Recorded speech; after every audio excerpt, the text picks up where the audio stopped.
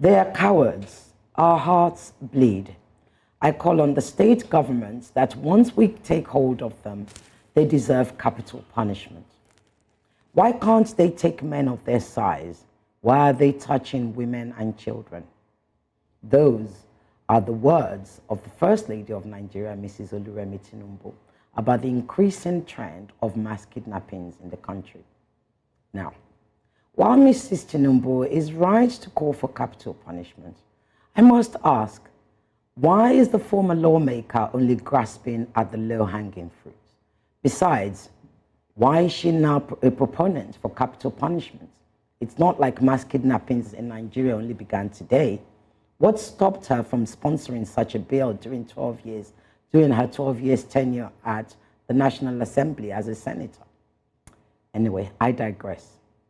My monologue today is to broaden and amplify Mrs. Tinubu's portraiture. I am of the opinion that capital punishment shouldn't stop at kidnapping. The dragnet should include government officials, elected or appointed, including career civil servants. You see, those who kidnap our babies are no different from those who steal our commonwealth. In fact, contrary to common belief, corruption doesn't start and end with thievery. When a society is infested with corruption, the paralysis of the epidemic is total.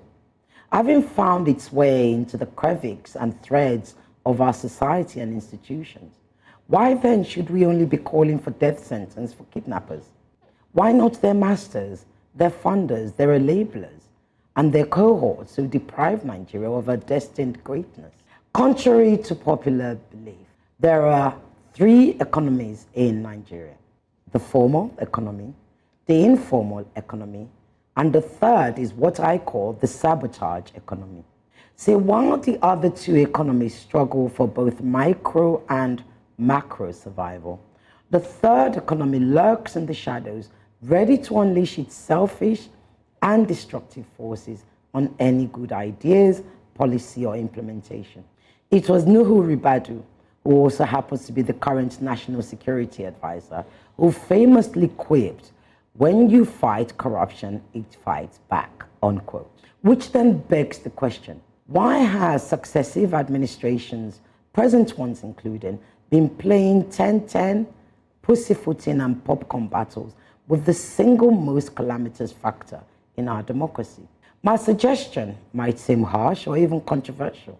However, I propose to you, should a national poll be conducted asking if the citizens are in favor of capital punishment for economic crimes, the majority would concur.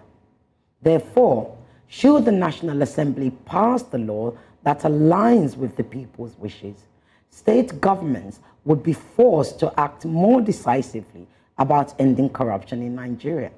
The state governments would also be obliged to execute any official found guilty of misappropriation or embezzlement of public funds.